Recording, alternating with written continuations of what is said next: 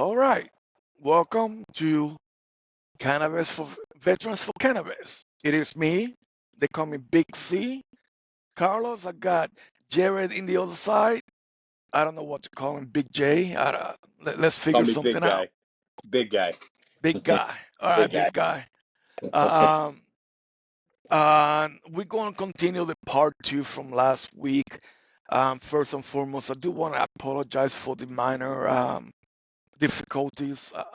Either side can easily get, bad reception, bad internet. Things can happen. I mean, it is what it is. The one thing is that I'm gonna tell you is, we try to do better, and we try to get better for every show that we do.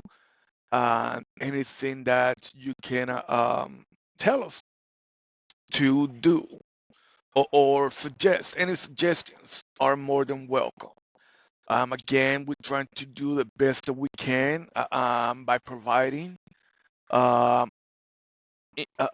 educated opinions on the subject of cannabis. Um, we are not doctors, but I can tell you I have done research. That's what I have done, and I'm a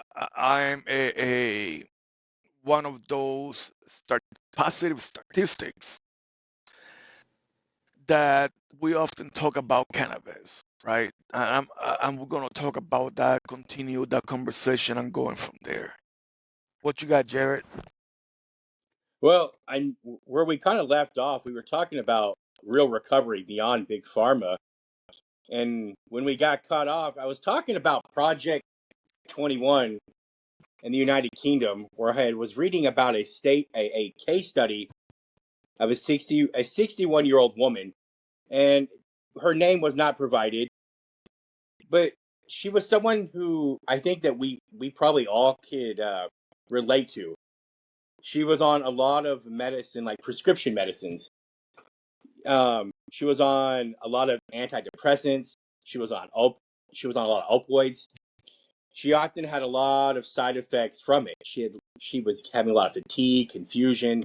She grown very dependent on the opioids for her pain Hmm. management. But so she was able to get into this Project 21, and she was prescribed cannabis, and what she used was primarily like what I have talked about before on the show episodes back, talking about RSO, um, full abstract cannabis oils, what she was using. And what was interesting is that after a lot of time that she spent in this study, she was able to get off at some point all of the Right. prescription medicines that she was on. It did at one point. She was taking something for pain, and they said it was somewhere around over almost 400 milligrams, and she was able to get down to only taking 37 milligrams, and then she was completely off, and where she just started using cannabis. So what she did notice was that with cannabis, everything changed. She had better pain control, even with less of the prescription medication. As I said, it was decreasing for her. Her sleep improved. Her mobility improved. It led to a better, stable life for her. She said her mental state became calmer. Her anxiety went down. She had less irritability. She said it dropped dramatically with cannabis. She said all her mental and emotional, like her mental fog and emotional flatlines, stopped. She said, cannabis, this is like a quote from her, she said, it never numbed me. It actually helped me be a person again, is what she has said. So Right. I think we all can find And that is really. like, go ahead. No, go ahead. Keep going. Oh no, I was saying, I think we all can understand a little bit where she's coming from. I know you and I can relate to her a lot. And to me, I think it goes just beyond just science itself. It's what is right for our bodies. And I think that we all can Right. that decision. And like we said, cannabis isn't for everybody. It is, but it isn't. And for those of us Right. that it helps us, we see it from that experience. Like you said, we're not doctors, but as people, our bodies tell us what it needs. And I think that's important. And I think she found what her body was needing, and it was cannabis.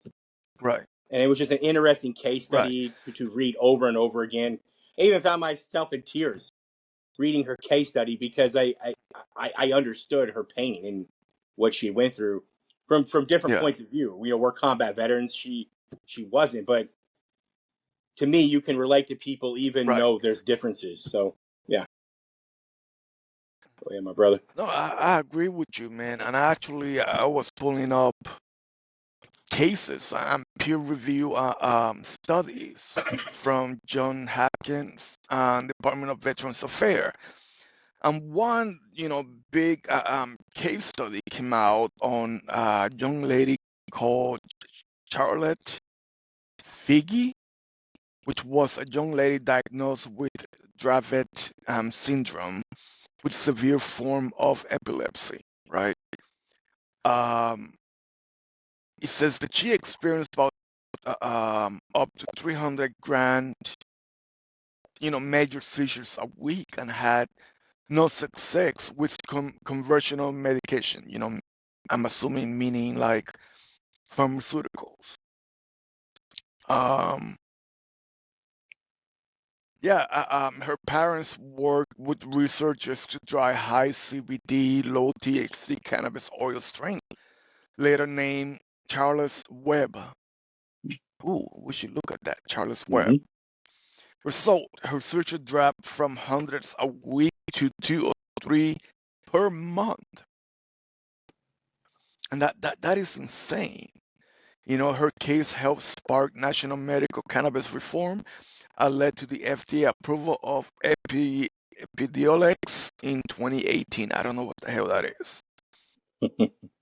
Then again, for veteran recovery, real stories like you and I, reducing, pharmaceuticals, opiates. One thing that a lot of folks do not realize, right? And I got a 2000, I want to say 2014, and I can share it here, a 2014 news article from the Army Times talking about the opiate epidemics in the services, from 2003 to 2000, like, you know, Mm-hmm. go on. And they're talking about how, medical doctors, especially with people that were deployed consistently, for like me, I had 2 deployments in less than 3 years, right? They were giving us, pills to sleep, to deal with injuries. I'm just giving it like candy. I can tell you that I got addicted to that shit in Iraq, right? And then alcohol came in. Anyhow, you know, uh, um, I'm sorry, I lost my train of thought, but and how and this is the stories from Veterans Affairs and John Hopkins that it reduced. Yeah, I have it somewhere here. Oh, okay, right here. 64% of patients reported decreased pain intensity, 45 reduced or eliminated opiate use. I'm that 45%. I do not use any opiates to sleep, for pain. There's a medication they just gave me that I use it once in a blue moon when I have my neck and my shoulder. But generally, all I do is smoke cannabis. And from having taken ibuprofen to opiates throughout the day multiple times, and a lot of time mixing with alcohol, to no alcohol, no pills, just weed. That's, I mean, you know, uh, um, a research prospective study of veterans with PTSD found 50% reduction in symptoms severity over 12 months with monitored cannabis use. I don't know about anybody else here. Okay, I'm gonna tell you about me. I do keep research. I do keep notes for my cannabis use because I like to research. I like to see what worked for me, what didn't work for me. Um, how did it work for me? When did I take? Because sometimes I take the oil. Sometimes I smoke it, right? So, but it is based on what I need it for, right? I make my own capsules with CBD oil, right? So, if I am in a lot of pain and I want to sleep, that those capsules will take my pain away and will knock me out on my butt, right? While while smoking it, it helps me throughout the day. It doesn't even get me stoned no more, to be honest with you. Or maybe that's not what I'm doing it for. That's definitely not what I'm doing it for, right? But smoking a doobie here and there, does help me move a lot better, helps with inflammation, helps with my nausea, um, helps with my migraines. Oh my God, my migraines, my hip pain. You know, uh, uh, um,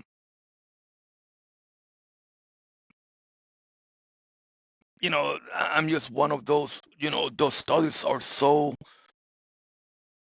And there's a case study over here. A 50-year-old woman with decades of back pain was able to stop daily opiate within 90 days of using controlled CBD THC blend. That is just stupid. Like, what are we doing, people? Like, seriously. And again, it is not for everybody, right? But if you can change one person's life with this use, then get out. Oh, no coffee left. you know, why not even open the doors? You know, I do gotta give it to the VA specifically. I'm gonna apologize to Jared ahead of time, but to the Trump administration on research on the cannabis part. On the cannabis researched in the VA and stuff, right? Um, and the reason I'm apologizing to Jared because we have an agreement not to bring politics into the mixture, and I just, I kind of broke that rule.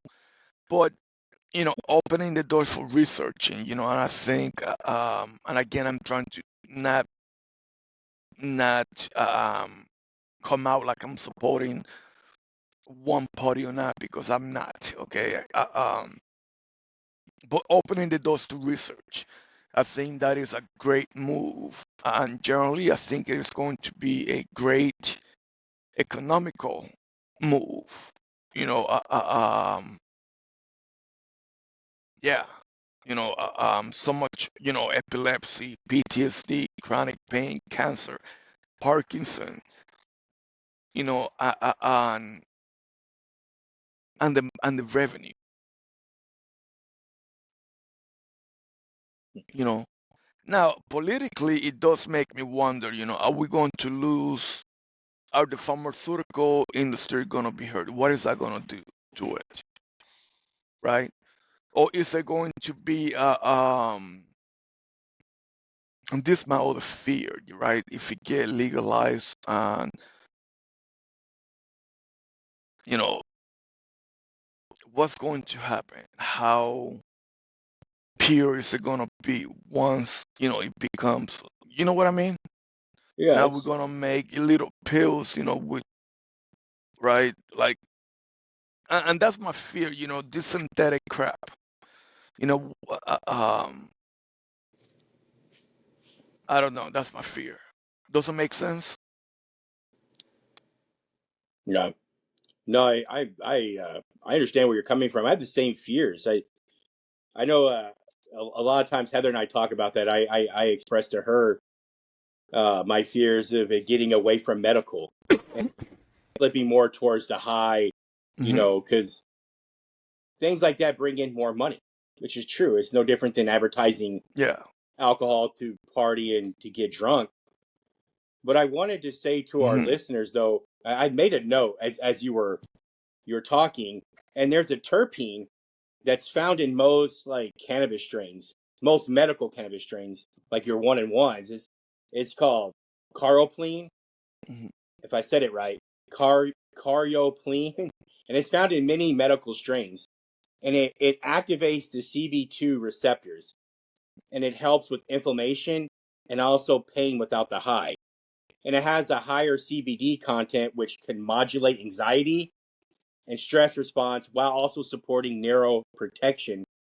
And I wanted to bring that up real quick because I know a lot of us, I know that you and me, some of us have suffered blasts with our time in Iraq. We suffered TBI. And so I've been doing research into that terpene and how it can help with brain recovery, even people with TBI. There's studies that are being done to see how that can repair brain. Like it's interesting, right? They're doing research to see if it can help with repair things that are wrong with people's brain. Which, like I said, I need to do more reading on that. Just one for our listeners, kind of who's listening, if Yeah. they want to target that terpene, Yeah. maybe per se. So Uh, Go ahead, my brother. yeah. Okay, so let's do this. Let's cut it here at 16 minutes, going on 17. And for a few reasons, I don't know why you start having again microphone issues. You were cutting off. Oh, really? So that's one reason. It just started happening. Okay. We did hear the third pin, but I think that is the next subject. The third pin. What research we find. And I think part three of this needs to be a more academically based. Uh, um, we need to bring peer review articles with stuff like you're saying and actually posting it on the website, on the conversation part, or whichever. Uh, um, yeah. What are your thoughts there? That sounds good to me. Sounds good, my brother. Okay, perfect, perfect, perfect. I think and again, I can send you some of this peer review stuff as well posted on the website, and we can go from there. So yeah, let's cut it here, okay? I think we had a great 18 going on 19 minutes. Um, Short, to the point. We're going to continue with part three. Hopefully next week by next Sunday, latest. We're going to offer some independent readings. Okay, how does that sound? Sounds good. Sounds good. All right, perfecto, perfecto. So let's do this. Okay, let's cut it here. I want to say, everybody have a blessed Saturday, wonderful Saturday. Here where I'm at is very sunny.